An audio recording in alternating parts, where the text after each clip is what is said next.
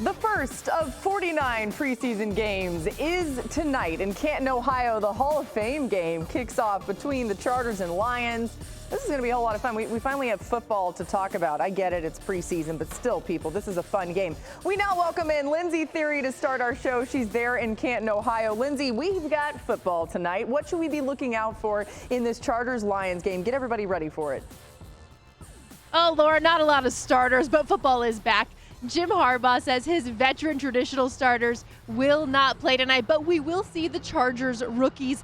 That includes first-round pick Omarion Hampton. Now, Hampton's been getting a bulk of the carries at Chargers practice with Najee Harris sidelined because of an eye injury. But tonight, of course, will be his first game action. Hampton saying he's excited and that his mindset really going into any game is to remember that this is a game he's been playing since he was a kid. He doesn't want to think too much out there, and he wants to have some fun.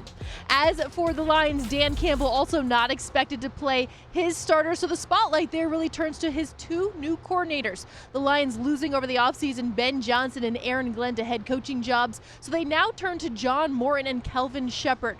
For Morton, he says he's not really feeling any pressure or anxiousness, which is surprising given the Lions have produced among the top offenses over the last 3 years. He says he's able to feel confident going into this because in 2022 he worked with this group, and then since he was the Jets play caller in 2017 he's learned a lot and gotten a lot more comfortable. So Laura, we'll keep a lookout for the coordinators there. As for that, football is back. Football weather is back here in Canton, but for now we're gonna have to wait a little bit longer to see any starters take the field.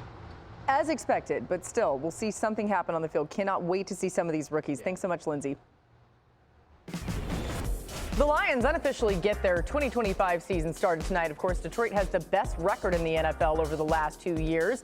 They went 15-2 last season before their season came to a halt with a home divisional round loss against the Commanders. Both coordinators, as we were just talking about, the biggest question mark entering the season. John Morton and Kelvin Shepard replaced new head coaches Ben Johnson and Aaron Glenn, but as Lindsey told you, they're feeling confident. They're feeling good. Welcome. We're feeling good, too. We're excited. We got some real football to watch tonight. I can't wait to sit down on the couch, take it all in. Mike Tannenbaum is here. Ryan, Clark, Adam Schefter. Let's get right to it. Mike T, it's the story of the offseason, this coaching situation with the Lions. They replaced both defensive and offensive coordinators. What are you looking to see from these new coaches in Detroit? And you may not see a whole lot of it tonight because people don't want to give things away in preseason. Right? Yeah, and Laura, we may not see a lot of it at all in terms of changes because it really hasn't been broke. So starting on offense with John Morton, maybe a little bit on the margins. You know, last year Ben Johnson led the league with snaps under center, but really the bones of a great offense are there. The explosive players of Jahmyr Gibbs, Jameson Williams, Sam Laporta. So maybe a little bit go downfield a little bit more, but not a lot. Other side of the ball, Kelvin Shepard. Detroit last year with Aaron Glenn led the league playing more man-to-man than anybody. Maybe they dial up a little bit more zone pressures. You know, we'll see. But again, a lot of really good players on both sides of the ball. I think there'll be some tweaks, but again, the foundation is there, so I don't think there'll be a massive overhaul.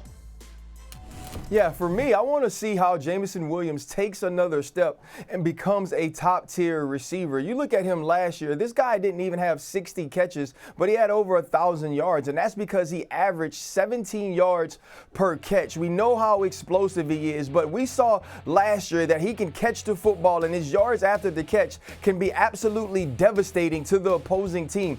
Jameson Williams is one of those players that was at Ohio State, couldn't get on the field because that entire wide receiver room is stacked, goes to Alabama, explodes, has the knee injury, and now he's coming into his own. I want to see, can Johnny Martin find a way to include him along with Amon-Ra St. Brown so it's more of a 1A, 1B sort of share of the passes, because I believe the more he touches the ball, the more explosive this offense is, and along with that run game in Montgomery and Jahmyr Gibbs, they can continue to be one of the best offenses in all the NFL, no matter who's pulling the strings as the offensive coordinator.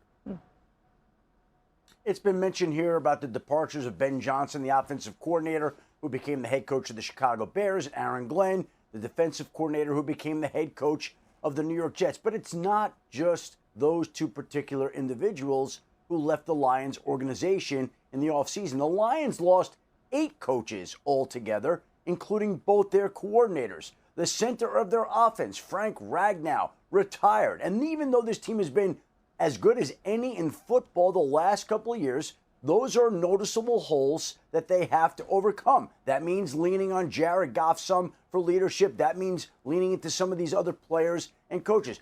We're not going to get an idea of that tonight. That's not what tonight is about. Tonight is about the Lions taking an extended look at Kyle Allen at quarterback and Hendon Hooker at quarterback to see what they have in some of these young players. We're trying to secure backup spots and roster jobs.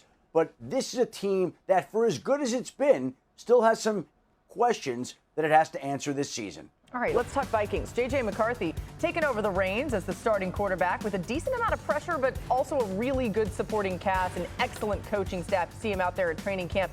As part of SportsCenter's 50 States in 50 Days, Elle Duncan was in Minnesota yesterday, caught up with J.J. McCarthy.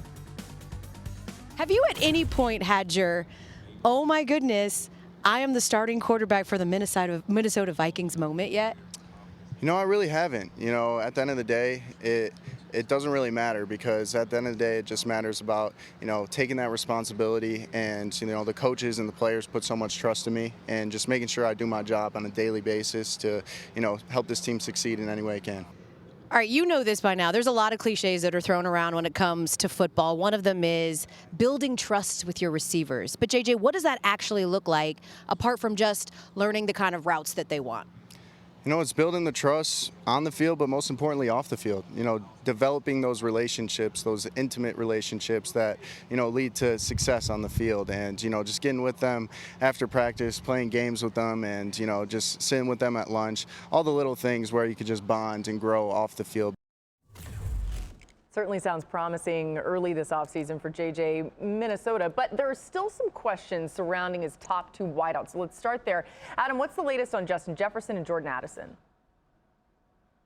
Well, Laura, there's no question that these are two of the most talented wide receivers in the league and might just be the best tandem in the league. But there are questions about both. Justin Jefferson has some hamstring tightness and some irritation, and the Vikings want to be smart. It wouldn't be a surprise if we didn't see him in the preseason. They're going to be careful. They don't think it's a problem for the opener, but he's had some hamstring issues before. And Jordan Addison is facing potential discipline from the National Football League for a DUI that occurred last year. So we don't know if and when that discipline will occur, but it's very possible that he could be facing a baseline suspension of 3 games as mandated by the collective bargaining agreement. Again, we think Jefferson will be perfectly okay by the time the regular season rolls around. There's a question as to when Addison could be facing potential discipline, but there are 2 questions that hang over the great Vikings wide receiver tandem. Yeah, RC, can this Vikings defense carry the load early on to help JJ in the offense if they do struggle a little bit?